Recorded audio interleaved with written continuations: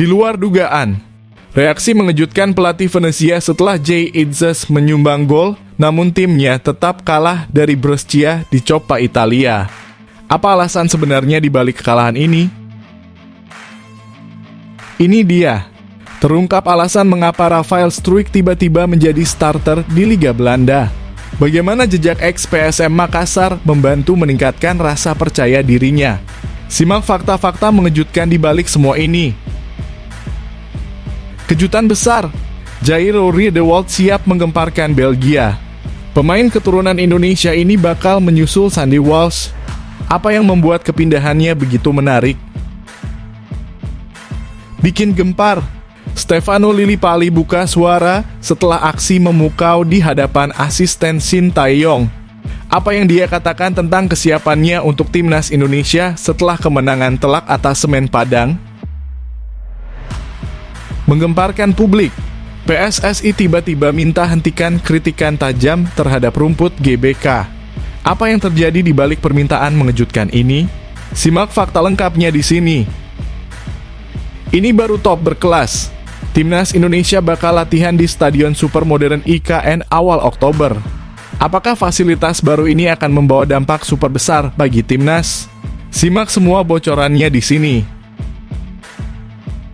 Sensasional, Nova Arianto kembali menggebrak dunia sepak bola. Tak peduli nama besar, hanya pemain terbaik yang akan masuk skuad timnas Indonesia U17. Apa strategi Jitu di balik keputusan berani ini? Breaking news, Indra Syafri umumkan 32 pemain timnas Indonesia U20 untuk pertandingan krusial lawan Argentina dan Korsel. Siapa yang akan menggantikan Jens Raven dan Wilber Jardim yang absen? Temukan semua detail mengejutkan di sini. Di luar dugaan publik, timnas Vietnam secara mendadak umumkan pelatih baru. Mantan anak asuh Shin Tae-yong ditarik ke kursi kepelatihan. Apa dampaknya untuk tim dan siapa sosok misterius di balik keputusan ini?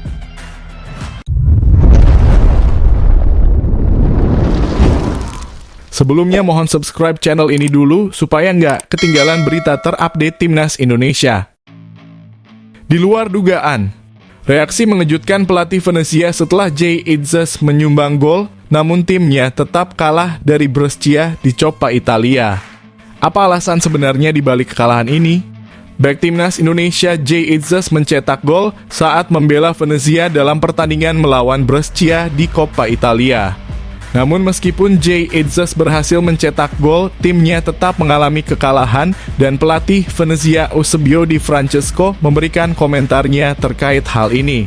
Meskipun kecewa dengan hasil tersebut, Di Francesco mencoba melihat sisi positifnya. Ia menyatakan bahwa kekalahan ini dapat menjadi pelajaran berharga bagi Jay Itzes dan rekan-rekannya. Harapannya Venezia dapat tampil lebih baik di Liga Italia berkat pengalaman dari pertandingan ini. Pertandingan ini harus menjadi pelajaran bagi kami, terutama untuk perkembangan tim, ujar Di Francesco, seperti yang dikutip dari situs resmi Venezia. Namun Di Francesco juga tidak sepenuhnya puas dengan performa timnya. Dia secara khusus merasa kecewa dengan kinerja lini pertahanan. Menurutnya Jay Itzes dan rekan-rekannya tidak cukup baik dalam membaca serangan lawan dan hal ini akan menjadi fokus evaluasi tim pelatih. Hasil di babak pertama tidak mencerminkan apa yang sebenarnya kami ciptakan dan peluang yang kami miliki untuk mencetak gol, kata Di Francesco. Di babak kedua, gol terjadi akibat pembacaan defensif yang buruk di pihak kami. Ini akan menjadi pelajaran bagi kami. Di Francesco mengakui bahwa meskipun ada beberapa hal positif dari cara timnya bermain, ada juga banyak aspek defensif yang perlu diperbaiki. Ia menekankan bahwa timnya harus bekerja keras untuk memperbaiki kelemahan tersebut. Venezia dijadwalkan akan berlaga kembali pada Senin dini hari 19 Agustus mendatang saat mereka menghadapi Lazio dalam pertandingan perdana Liga Italia musim ini.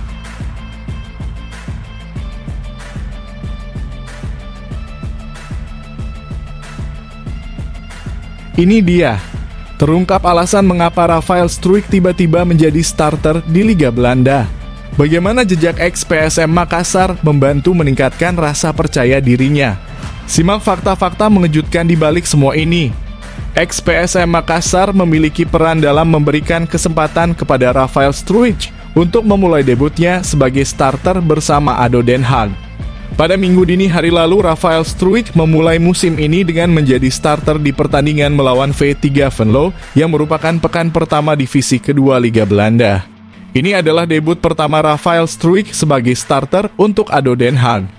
Penampilannya cukup mengesankan karena gol pertama ADO Den Haag tercipta berkat inisiatifnya dalam melakukan pergerakan di sisi kiri lapangan. Rafael Struijk kemudian ditarik keluar dan digantikan oleh Juho Kilo pada menit ke-61. Meski tidak bermain penuh selama 90 menit, Rafael Struijk merasa sangat bersyukur karena diberi kesempatan tampil sebagai starter. Ia mengaku mendapatkan kepercayaan diri dari pelatihnya dari Đekalezic. Rafael mengatakan, "Saya sangat senang dengan debut saya sebagai starter dan kepercayaan diri yang saya dapat dari pelatih. Ini akan semakin membaik. Semoga saya bisa terus mendapatkan kepercayaan ini." Rafael juga menyadari pentingnya mengevaluasi kekurangan dirinya dan siap bersaing dengan striker baru yang didatangkan oleh ADO Den Haag. "Saya harus terus menciptakan peluang dan menjadi lebih kuat saat duel. Akan ada striker baru, tetapi saya senang bisa berkompetisi. Pertandingan ini adalah hadiah dari kerja keras," jelas Struijk.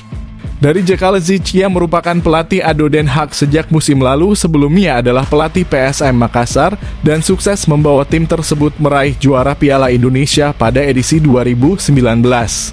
Đekalezic diharapkan dapat membantu ADO Den Haag bersaing di papan atas Eerste Divisie atau bahkan promosi ke Eredivisie.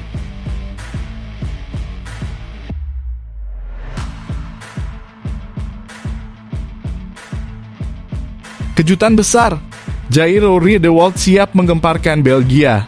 Pemain keturunan Indonesia ini bakal menyusul Sandy Walsh. Apa yang membuat kepindahannya begitu menarik? Pemain keturunan Indonesia, Jairo Riedewald dikabarkan akan segera bergabung dengan klub sepak bola Belgia, Royal Antwerp. Jika ini terjadi, ia akan bermain dalam liga yang sama dengan bek timnas Indonesia Sandy Walsh. Saat ini Riedewald sedang berstatus tanpa klub setelah kontraknya dengan Crystal Palace berakhir pada 30 Juni 2024. Pemain berusia 27 tahun ini belum menemukan klub baru untuk melanjutkan karirnya. Karena statusnya yang tidak terikat dengan klub manapun, Riedewald bisa direkrut secara gratis oleh tim manapun yang bersedia menyepakati kontrak dengannya dan agennya. Menurut laporan dari Gazette van Antwerpen pada Senin 12 Agustus kemarin, Riedewald dilaporkan hampir pasti bergabung dengan Royal Antwerp, klub yang telah meraih 5 gelar juara Liga Belgia. Klub ini tertarik merekrut pemain berdarah Indonesia tersebut. Antwerp berharap bisa segera mengontraknya karena ia serba bisa, ia dapat bermain sebagai bek tengah dan bek kiri, demikian bunyi laporan tersebut. Memang Riedewald dikenal sebagai pemain yang serba bisa. Ia mampu bermain di berbagai posisi di lini belakang serta sebagai gelandang bertahan. Riedewald bergabung dengan Crystal Palace pada tahun 2017 saat Frank de Boer menjadi pelatih. Namun de Boer dipecat tak lama kemudian karena hasil buruk yang didapat oleh tim. Meskipun de Boer pergi, Riedewald tetap bertahan di Crystal Palace selama 7 tahun. Namun selama waktu itu ia jarang dimainkan, hanya tampil dalam 96 pertandingan. Meskipun demikian, Royal Antwerp tetap menunjukkan minat besar padanya. Jika Riedewald benar-benar bergabung dengan The Great Olds, ia berpotensi bertemu Sandy Walsh yang saat ini bermain untuk KV Mechelen. Kini tinggal menunggu apakah transfer ini akan terrealisasi atau tidak.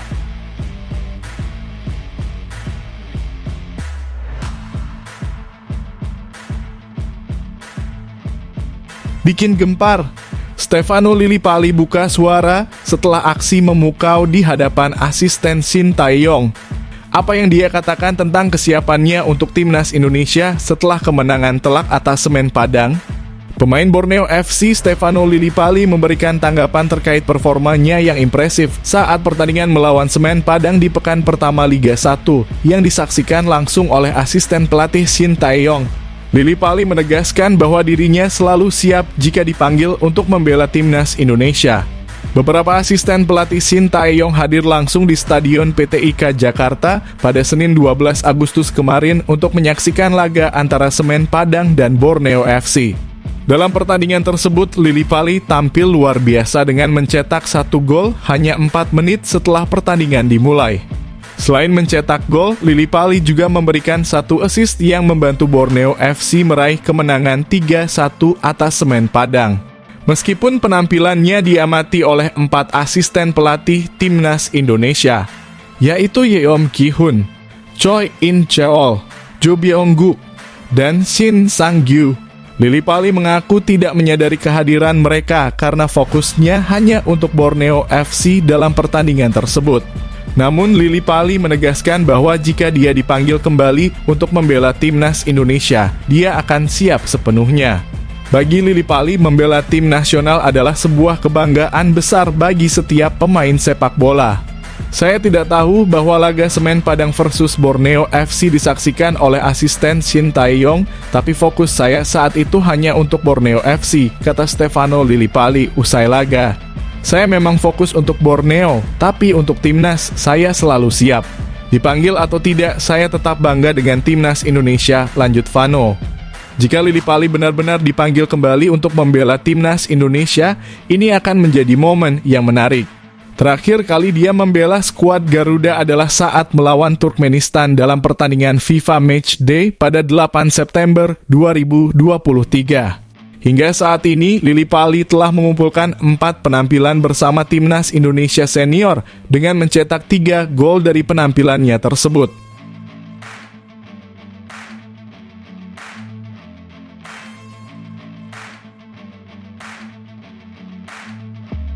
Menggemparkan publik, PSSI tiba-tiba minta hentikan kritikan tajam terhadap rumput GBK. Apa yang terjadi di balik permintaan mengejutkan ini? Simak fakta lengkapnya di sini. Sebagaimana diketahui, kondisi rumput di GBK telah mendapat kritik tajam beberapa waktu lalu. Banyak pihak termasuk masyarakat yang menyoroti buruknya kualitas rumput di stadion ini. Kritik terhadap kondisi rumput ini semakin memanas setelah insiden yang melibatkan pemain Timnas Indonesia Tom Haye yang terjadi saat pertandingan melawan Filipina pada 11 Juni lalu. Tom Haye mengalami luka di lututnya setelah melakukan selebrasi dengan meluncur di lapangan. Ternyata, kritik tidak hanya datang dari masyarakat. Pelatih Timnas Shin Tae-yong secara terbuka juga mengkritik kondisi rumput GBK yang dianggap kurang baik. Dalam sebuah pernyataan pada pertengahan Juni, Shin Tae-yong mengatakan seperti yang kita lihat, memang kondisi rumput kurang baik. Saya berharap semoga di lapangan bisa tidak diadakan konser lagi, tetapi lebih banyak pertandingan sepak bola. Setelah muncul kabar bahwa Timnas Indonesia akan menggunakan Stadion Gelora Bung Tomo di Surabaya sebagai kandang untuk putaran ketiga kualifikasi Piala Dunia 2026 zona Asia. Timnas Indonesia akhirnya dipastikan tetap bermain di GBK. Timnas Indonesia dijadwalkan menghadapi Australia pada 10 September mendatang. Menanggapi situasi ini, PSSI melakukan pengecekan lapangan pada Senin kemarin. Sekretaris Jenderal PSSI Yunus Nusi kemudian meminta pihak pengelola GBK untuk memastikan rumput terbaik dipasang. PSSI berterima kasih kepada pengelola GBK yang berusaha maksimal untuk memasang rumput terbaik jelang pertandingan melawan Australia. Saya tadi mengecek kondisi rumput GBK, ada perkembangan signifikan dan kami berharap rumput GBK siap menggelar laga melawan Australia, kata Yunus Nusi sebagaimana dilansir dari laman resmi PSSI. Lebih lanjut, Yunus Nusi meminta agar media lebih bijak dalam memberitakan kondisi rumput GBK. Menurutnya, hal ini bisa menjadi bentuk dukungan terhadap Timnas Indonesia dan PSSI. Saya berharap pemberitaan soal kondisi rumput untuk lebih bijak karena saya melihat di media sosial banyak berita yang tidak sesuai fakta.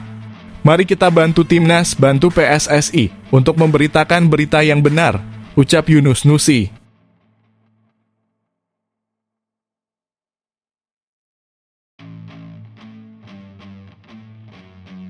Ini baru top berkelas. Timnas Indonesia bakal latihan di Stadion Super Modern IKN awal Oktober. Apakah fasilitas baru ini akan membawa dampak super besar bagi Timnas? Simak semua bocorannya di sini. Ketua Umum PSSI Erick Thohir mengungkapkan perkembangan pembangunan training camp Timnas Indonesia di ibu kota Nusantara yang kini telah mencapai 90%. Seperti yang diketahui, pemerintah dan PSSI telah bekerja sama untuk mempersiapkan fasilitas TC ini di IKN dengan dukungan dari FIFA. Pembangunan TC ini telah dimulai sejak tahun lalu, dan setelah melalui proses yang cukup panjang, Erick Thohir akhirnya memberikan update terbaru tentang kondisinya. Pada Senin 12 Agustus kemarin, Erick Thohir membagikan informasi mengenai kondisi pembangunan TC melalui akun Instagram pribadinya. Dalam unggahan tersebut, ia memperlihatkan video bersama Menpora Dito Aryo Tejo saat mereka memantau langsung pembangunan TC Timnas Indonesia. Dalam video tersebut, Erick menyatakan bahwa pembangunan TC ini sudah memasuki tahap penyelesaian akhir. Ia memperlihatkan kondisi lapangan dan fasilitas yang ada di TC tersebut, termasuk 2 lapangan yang sudah siap digunakan, serta tempat istirahat untuk para pemain, lengkap dengan tempat tidur.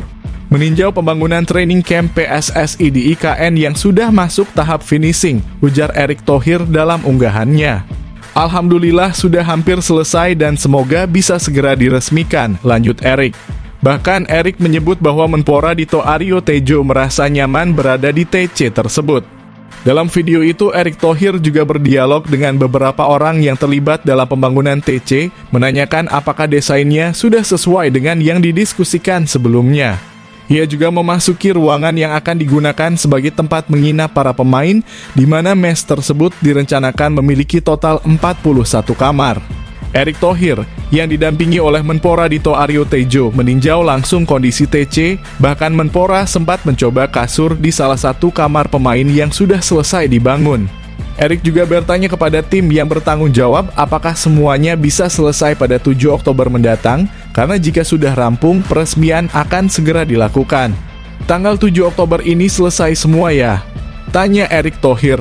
Pembangunan TC Timnas Indonesia di IKN ini telah mencapai 90% dan diharapkan nantinya dapat digunakan oleh Timnas Indonesia, baik tim senior maupun kelompok usia, untuk menjalani pemusatan latihan di sana. Namun untuk Timnas senior, penggunaan TC ini akan disesuaikan dengan kalender FIFA. Sementara itu, Erick Thohir juga menyatakan bahwa TC di IKN ini pertama kali akan digunakan oleh Timnas Wanita Indonesia sebelum digunakan oleh timnas lainnya.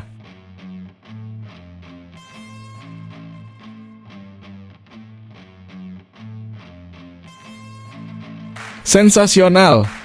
Nova Arianto kembali menggebrak dunia sepak bola. Tak peduli nama besar, hanya pemain terbaik yang akan masuk skuad Timnas Indonesia U17.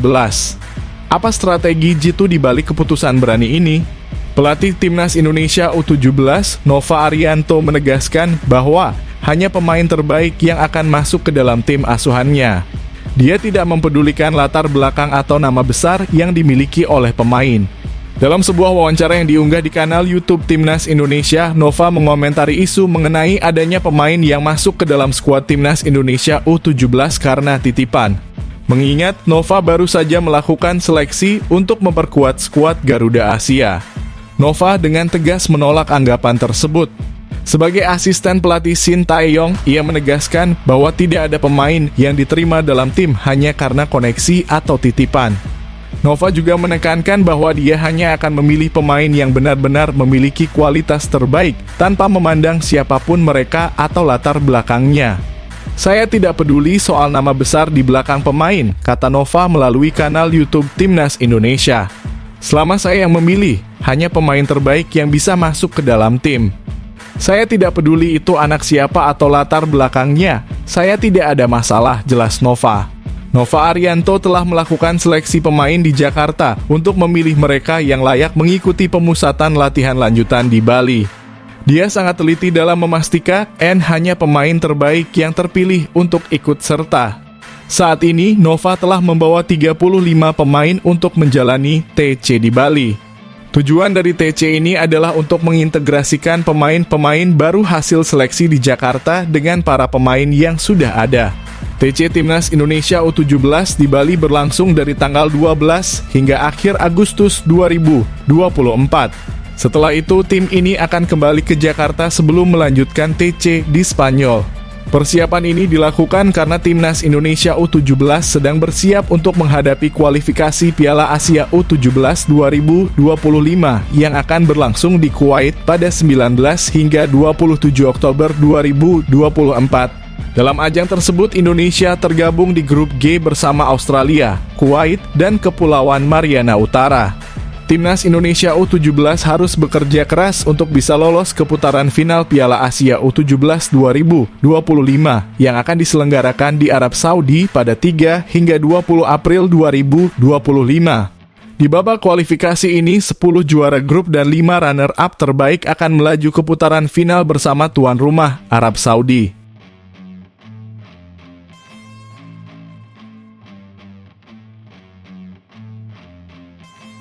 Ini dia, Timnas Indonesia U17 mengejutkan dengan TC di Spanyol, siap untuk laga uji coba melawan tim super kuat. Siapakah lawan tangguh yang bakal menguji strategi mereka? Timnas Indonesia U17 akan mengadakan pemusatan latihan di Spanyol pada September 2024 mendatang. Selama TC ini, pelatih Nova Arianto mengumumkan bahwa timnya juga akan menjalani beberapa pertandingan uji coba melawan tim kuat. Nova Arianto sedang mempersiapkan Timnas Indonesia U17 untuk menghadapi kualifikasi Piala Asia U17 2025. Tim ini akan berada di grup G bersama Australia, Kuwait, dan Kepulauan Mariana Utara U17. Sebanyak 10 juara grup dan 5 runner-up terbaik akan lolos ke putaran final turnamen ini yang babak kualifikasinya berlangsung dari 19 hingga 27 Oktober 2024. Untuk mempersiapkan tim sebaik mungkin, Nova telah mengadakan seleksi dan pemusatan latihan. Salah satu agenda penting adalah TC di Spanyol yang diperkirakan akan berlangsung dari 15 hingga 31 September 2024. Nova mengungkapkan bahwa selama TC di Spanyol, Timnas Indonesia U17 akan menjalani 5 pertandingan uji coba. Ia menyebutkan bahwa lawan-lawan yang akan dihadapi timnya bukanlah tim sembarangan.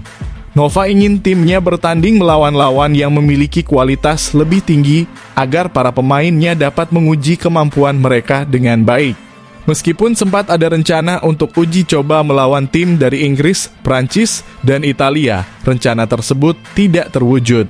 Namun Nova tetap menjanjikan bahwa tim yang akan dihadapi di Spanyol memiliki karakteristik yang kuat mirip dengan Australia yang juga berada di grup G.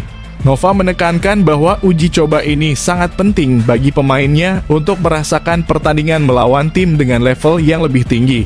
Harapannya dengan menghadapi tim kuat, pemain akan mendapatkan pengalaman berharga dan mampu meningkatkan kemampuan mereka.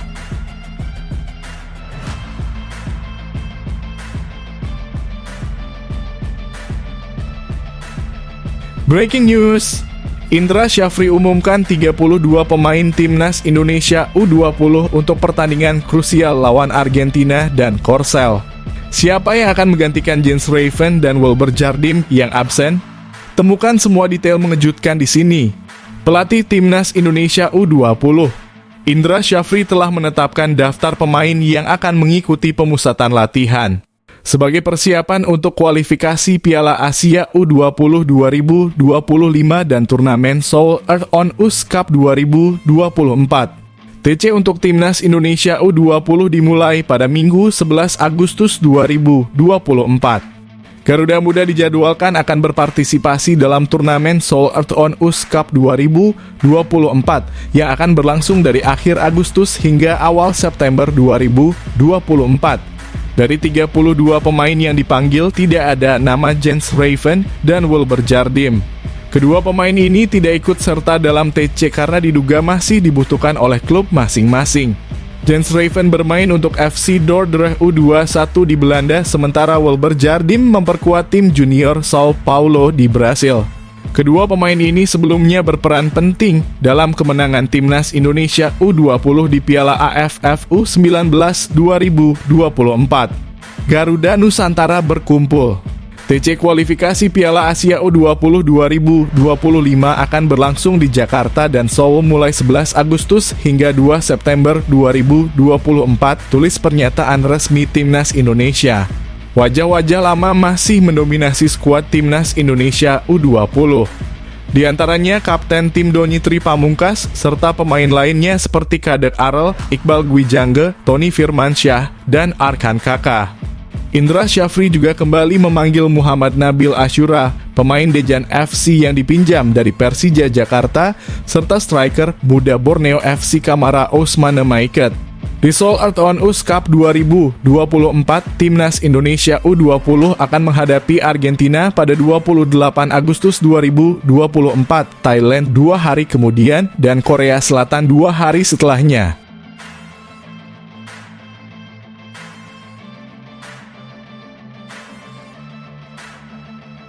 Di luar dugaan publik, Timnas Vietnam secara mendadak umumkan pelatih baru. Mantan anak asuh Shin Tae-yong ditarik ke kursi kepelatihan.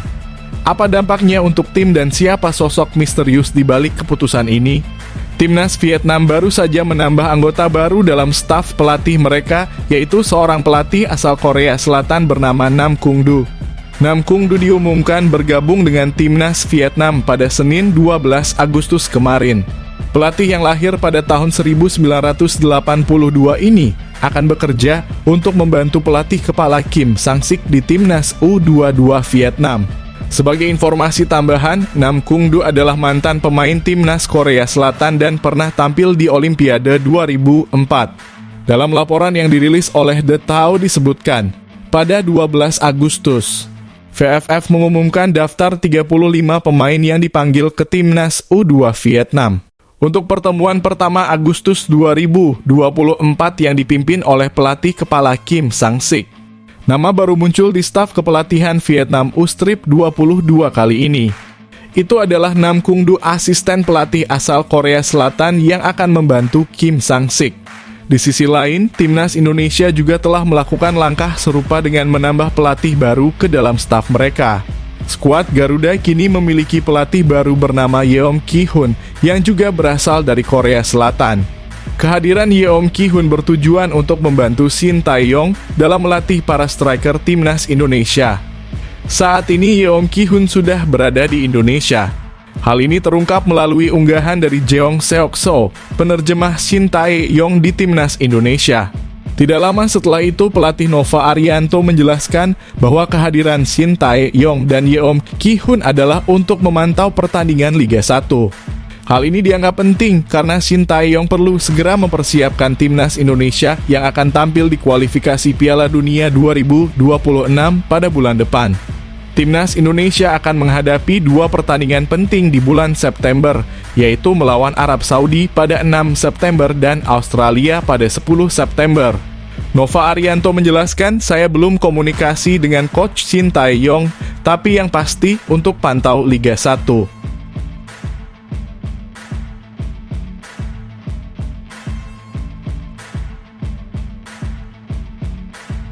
Nah kan akhirnya, Timnas Indonesia jadi role model untuk Vietnam. Simak alasan dibalik pilihan Vietnam menghadapi Thailand dan Rusia dalam laga uji coba. Apa koneksi mengejutkan dengan Timnas kita? Timnas Vietnam diperkirakan akan menghadapi 2 pertandingan uji coba penting melawan Timnas Thailand dan Timnas Rusia dalam waktu dekat. Jika semuanya berjalan sesuai rencana, kedua pertandingan ini akan digelar pada FIFA Match Day bulan September 2024. Vietnam kemungkinan akan melawan Rusia terlebih dahulu pada 5 September sebelum bertanding melawan Thailand 5 hari kemudian. Meskipun belum ada pengumuman resmi dari Federasi Sepak Bola Vietnam mengenai pertandingan ini, masyarakat Vietnam sangat berharap negosiasi antara VFF dan federasi kedua negara tersebut dapat berjalan lancar. Bagi Vietnam dan Thailand, pertandingan ini akan menjadi bagian penting dari persiapan mereka menjelang ASEAN Cup 2024 yang akan berlangsung di akhir tahun. Dalam turnamen tersebut, Thailand dan Vietnam tidak akan bertemu di babak penyisihan grup karena berada di grup yang berbeda. Thailand yang telah menjadi juara dalam 2 edisi terakhir tergabung di grup A bersama Malaysia, Singapura, Kamboja, dan pemenang dari pertandingan Brunei melawan Timor Leste. Sementara itu, Vietnam akan berada di grup B bersama Timnas Indonesia, Filipina, Myanmar, dan Laos. Pertandingan uji coba melawan Thailand dan Rusia akan menjadi kesempatan bagi Vietnam untuk mengukur kekuatan mereka sebelum ASEAN Cup 2024. Menurut laporan dari Tan Nien, timnas Indonesia menjadi pertimbangan penting bagi Vietnam dalam memilih Thailand dan Rusia sebagai lawan uji coba. Thailand dan Indonesia memiliki kesamaan dalam hal fisik pemain dan gaya bermain, sehingga pertandingan melawan Thailand akan membantu Vietnam lebih memahami karakter permainan Indonesia. Jika pertandingan ini terjadi, Thailand akan mendapatkan kesempatan untuk pemanasan sebelum ASEAN Cup 2024 dengan menghadapi lawan kuat seperti Vietnam, tulis Tan Nien. Sebaliknya, bagi Vietnam, pertandingan ini akan membantu tim asuhan pelatih Kim Sang-sik lebih mengenal lawan-lawan yang memiliki kesamaan dengan Indonesia, baik dari segi gaya bermain maupun fisik pemainnya. Kami akan menghadapi Indonesia di babak penyisihan grup ASEAN Cup pada bulan Desember. Selain itu, pemain-pemain Rusia dikenal memiliki postur tubuh yang tinggi dan kuat dalam duel udara. Menurut Tan Nien, pertandingan melawan Rusia akan sangat bermanfaat bagi Vietnam ketika mereka harus berhadapan dengan Indonesia. Karena saat ini skuad Garuda memiliki banyak pemain keturunan Eropa dengan postur tubuh yang tinggi. Pemain-pemain Rusia memiliki tinggi badan yang impresif dan sangat ahli dalam duel udara, tulis Tan Nien. Dengan menghadapi tantangan fisik dan kecepatan dari Rusia, Vietnam diharapkan tidak akan merasa gentar menghadapi tim-tim Asia Tenggara lainnya di ASEAN Cup 2024, terutama Indonesia yang memiliki banyak pemain keturunan Eropa, khususnya dari Belanda.